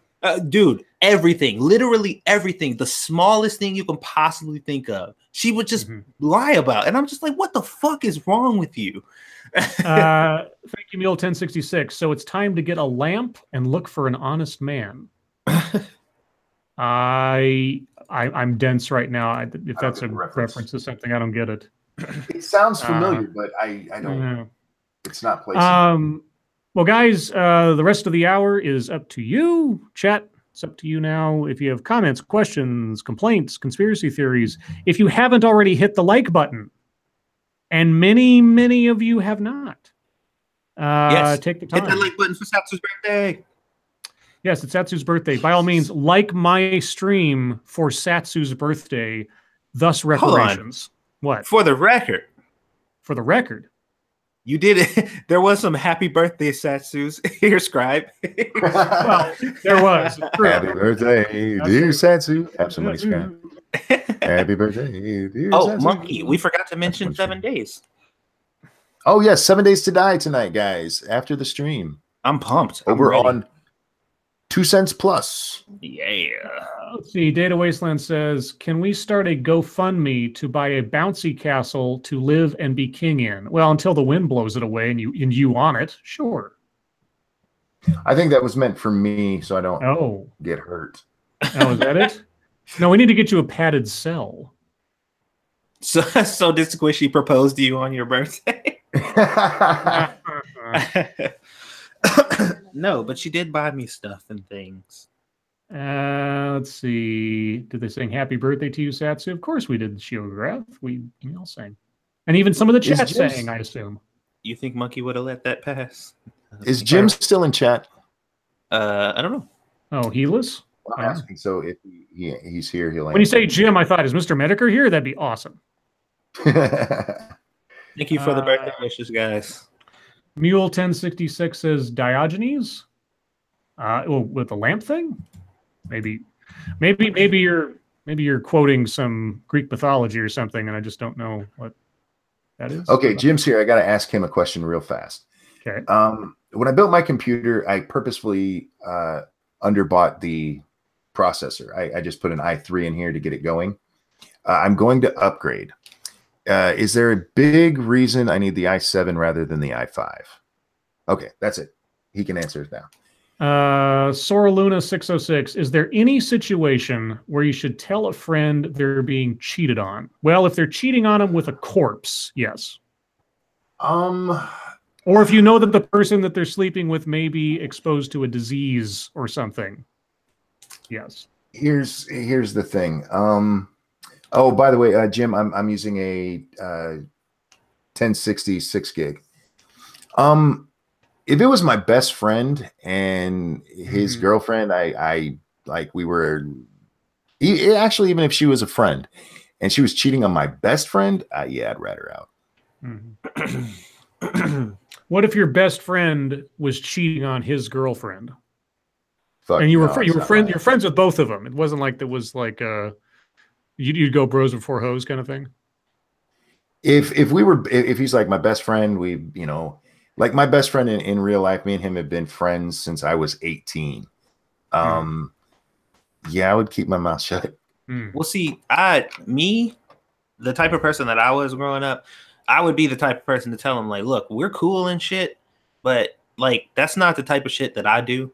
And I don't have respect for people who don't, respect the women that they're with and shit like that. So you need to get that shit together. Like, you need to fix it. You need to take care of it. Or I don't know if we can continue to be cool. Just because because you're willingly, treating her like shit, and she don't deserve that. And if she's my friend too, like, no, you either need to figure out what you're going to do, break up with her, find another girlfriend, or be with the bitch you cheating on her with. I don't care, but like, get that shit together. Because thank you, Prospero. Diogenes was a philosopher of the cynical school. I'll take your word for it. I know the name. I'm obviously not as well educated. One of the things that I have, I've had really good friends in not just cheating situations, but really good friends who I find out are lying to people who are very close to them and trust them. And of course, the question then comes to me is, how do I know when they're going to be honest with me? Right. If they're completely willing to be dishonest with someone who's supposedly very close to them, et cetera, what is my ability to judge this person as honest when it comes to anything that I have to do with them or they have to do with me? And that, like I said, that's one of the things about once you start lying, you call into question everything about your relationships with other people. So, like I said, it is a balancing act. It is situational. But yeah, honesty is the best policy when it comes to the people you want close to you or the people that you want to trust you and that you trust, I think is the most important thing. Well, that's hold on. I always wondered about that with chicks who steal men from other women. I'm like, bitch, he cheated on her for you. Yeah. And he did it with no problem and unapologetically. Right. So exactly, what makes you think? Well, what's the character of the person that you think that you've won? Right. Did you get that last super chat? Diogenes was a philosopher of the cynical school. Yeah. Okay. Yeah. I was reading. Richard Art asked me if I'd read his question. Here's the question: honesty is the best policy, but I can't admit to my friends that I think furries look cool to me and even hot. should I still be honest? It depends on your friends. Again, omitting things is not necessarily lying. Right. If you enjoy beating off to Tiny Toons, that's not something your friends have to know. Yeah. Right. I mean, and I think they'll thank you not to share that information for the most part. Yeah. They're just like, yeah, I don't want to know that actually. You can keep that to yourself. I mean, if they're asking, like, are they asking you, like, hey, are you interested in this thing? Yeah. If it never comes up, you don't have to lie about it. Yeah. Don't bring it up. Jack Unsky says, Lords of the Night, sex advice one night, relationship advice the next, then movies. That's us. We cover the gamut. I tell you what. That's right. Genevieve says, Monkey, are you still having mic problems with it not hearing all stuff? Oh, yeah. Yeah. How's your sound issues? It's actually not a mic issue. It's a connection issue. And like I told Scribe before the stream, I went and tested my connection at the AT&T website because I have AT&T. It's shit, I know, but it's all I can get, guys. It actually said that my upload speed is faster than my download speed, What? which should not happen. That's not science. No, it's not. But on the plus side, you guys have been hearing me fine. Yeah. On this end, I keep hearing volume go up and down because it's not coming through quite well all the way through the connection. Tonight was better. There was only a little bit of a problem at the beginning of the stream, so hopefully they're fixing it. Harvos Marvo says, Tiny Toons, ? Jesus. Okay, this is how my mind works, guys. When I need a reference, my mind just grabs something, and that's what it was. I'm just wondering if Harvos even knows what Tiny Toons are. If that Tiny question Toon is right. Adventures? Yeah, Tiny Toon Adventures. Those are thank you. Rejects. Thank you, Shane Charlie. It's only creepy if you're beating off to Montana Max. Oh, Jesus. Oh, yeah. Jean-Pierre really wants to know if we've seen UHF. Of course, I've seen UHF. Of course. Many times. Many times. We've actually referenced it on the show, Jean-Pierre. You need to pay attention. Yeah. I know you were here when we mentioned it. Today, we're going to teach poodles how to fly. Yeah. How the fuck did we both pull that? Exactly. There are so many quotes from that movie, and we pulled the same one. Okay. Welcome to Raoul's Wild Kingdom. Backstand says, my upload has never been better than my download, and I have 18. Your upload never should be better than your download. Yeah. That's it's not supposed to be. That's not even a thing that should happen. But Monkey fucking lives under a rock with Patrick. Captain Bramble says, I've never seen UHF. Well, that is a crime against humanity, and you should rectify that as quickly as possible. I believe UHF is still very easily attainable. I think you can get it for like $6 off Amazon or something. So, and so you know, this is a silly movie. So if you don't enjoy that kind of comedy, don't watch it. But it's still so good. It's still so good. It's so crazy. Yes, SDW, we're playing tonight. I love the Beverly Hillbillies dream. That's like one of my favorite parts. Like right in the middle of the movie, just a music video. It's like, and of course, you only get the joke of that if you saw MTV music videos from the 80s anyway. So it's kind of a joke that only works for a people of a certain age. No, I have not seen the 00 Kid with Corey Haim. Me neither. It sounds familiar. I've never seen it. Shio asked me a question. Oh, or have you gotten down that far yet? Yeah, we're there. Okay. So Satsu, what's something you wanted for your birthday that you didn't get? God of War. I really want to play that game, like really bad. But I can wait because it's a single player game. It's no. Marvos Marvo says, Scribe, have you ever seen the movie Hidden? It came out in 2015 and was made by the same people who did Netflix's Stranger Things. When you said The Hidden, I was like, The Hidden? That's like an 80s movie. No, I haven't seen anything recently called Hidden, as far as I recall. Gregory Hurst says, how do I tell my friends that I have the hots for a cartoon monkey on YouTube? Just let them hear me. They'll be the same way. The golden-throated monkey.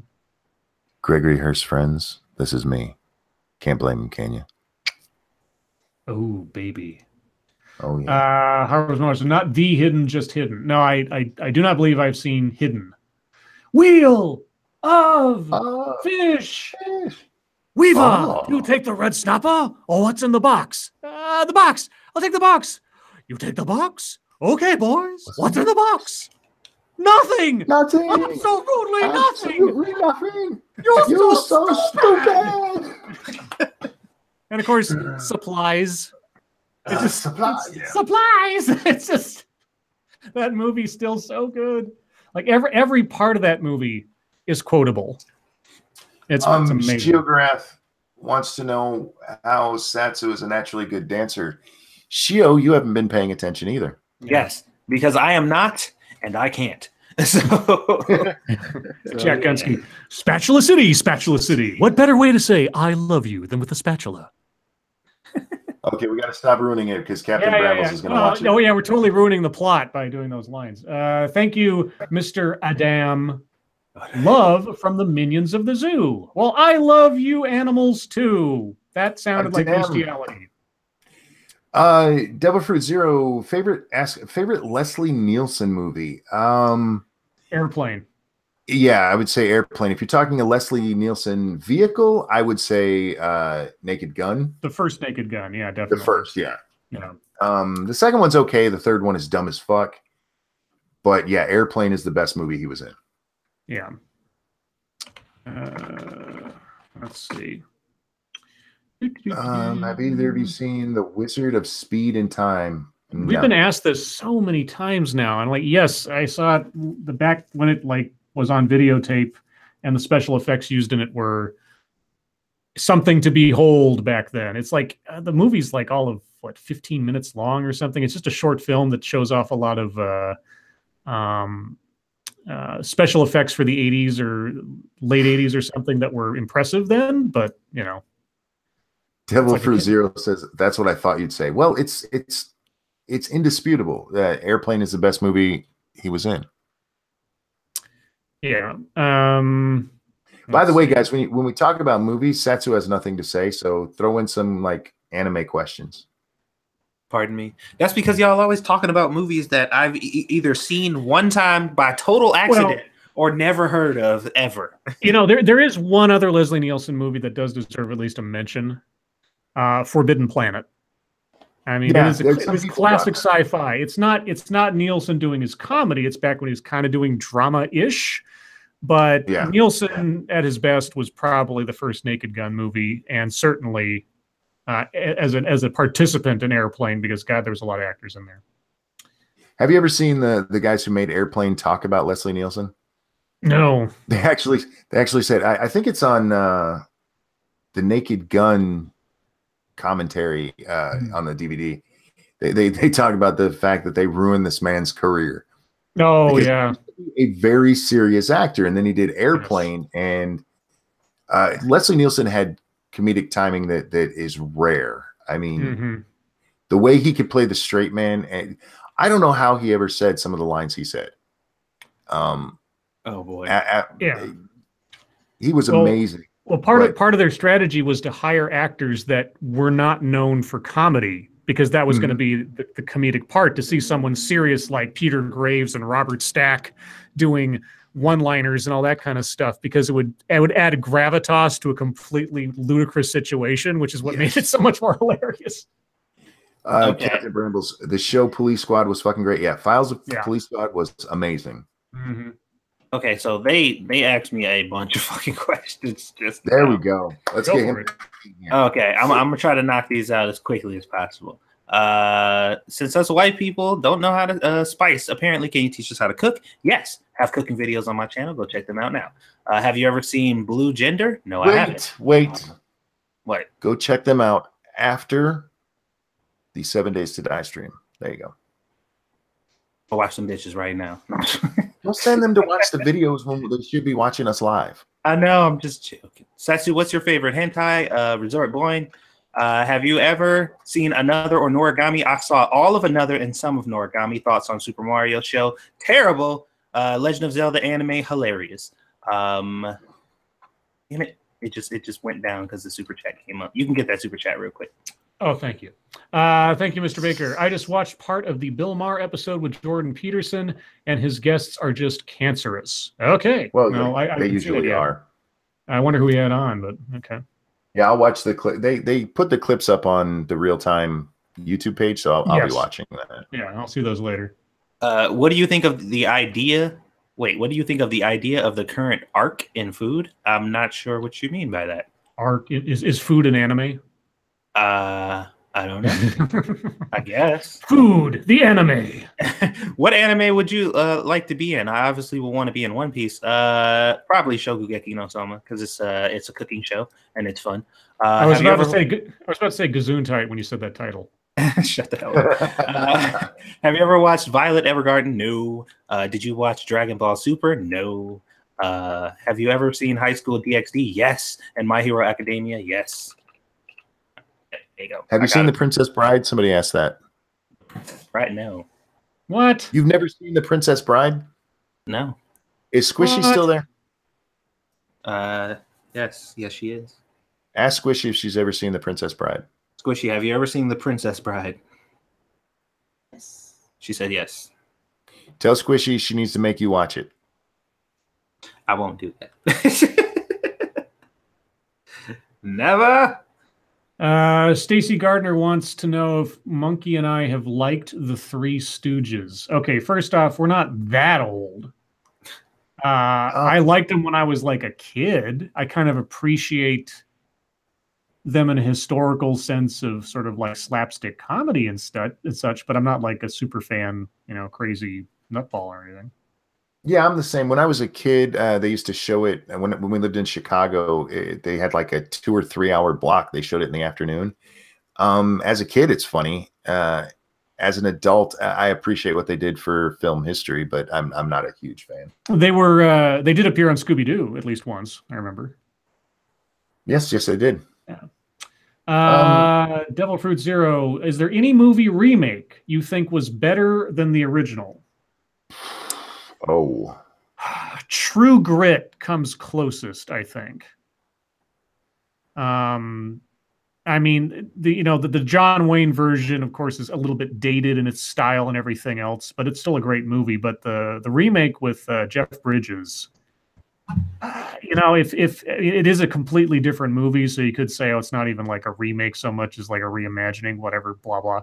But I think that's the first one that comes to mind. I can't think of any that come to mind. Oh, The Fly. I've never seen either of them. Oh, well, the Vincent Price one, of course, has its sort of campy William Castle sort of thing going for it, and it's good in its own way. But again, you see the Jeff Goldblum one, and it's just so much more. It's so much more memorable than the original Fly. The Thing. Yes, John Carpenter's The Thing is probably. I take it back. John Carpenter's Thing is certainly a better remake of the idea, especially given that the John Carpenter version is so much more true to the original source material in its themes and setting and everything and tension. John Carpenter's The Thing, probably the best. I am so curious how people younger than us haven't watched The Princess Bride when it is such a huge part of culture even now. Yeah. And that movie is timeless. It is quoted so often and is a part of so many memes. Satsu, watch the damn movie. No. Jameel Joseph says, wasn't The Thing a game? I actually bought the computer game of The Thing as soon as it came out because I'm such a Thing freakazoid. I even have the board game. I haven't played it yet because I have no one to play it with. Jenna P. SDA's book comes out tomorrow. Yeah. If you pre-ordered, I think you can. It's been arriving today. I've seen several people who got it. Yeah, the good thing about The Princess Bride is the way it's set up. It is a timeless movie because there's almost nothing about it unless you like have some notion about who some of the actors are or whatever else, and of course you know when it was made. But the setting, the information about it, it could have happened anytime, so to speak, because it's a fantasy and it's great. Never gets old. Let's see. Satsu's had several questions he's answering in chat. You're allowed to talk, man. Oh, no, I just didn't want to interrupt you guys, and I can answer them a lot quicker this way. Go ahead. Happy birthday. I didn't want to, you guys. Yeah, it's your birthday, man. I know. We'll let you speak on your birthday. No, shouty. It's your birthday. We're going to party like it's your birthday. No. I thought The Princess Bride sucked personally, says SDW. Well, you're wrong. You're absolutely wrong. I mean, everybody's wrong now and then. Yeah. That is a wrong opinion.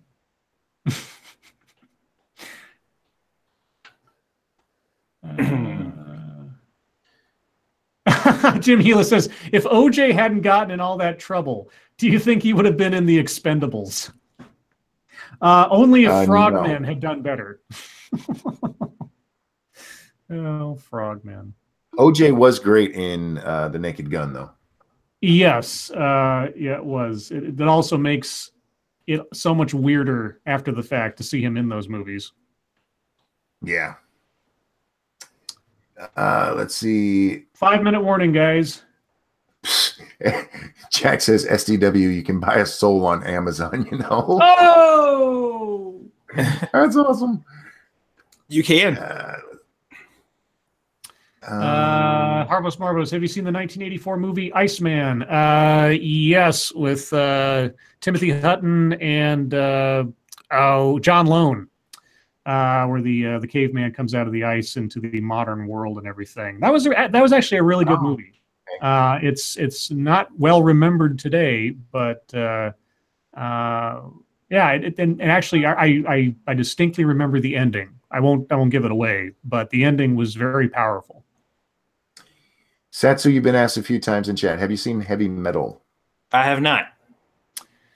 First one's definitely better than Heavy Metal, 2000 or 3000 or whatever the fuck the sequel was.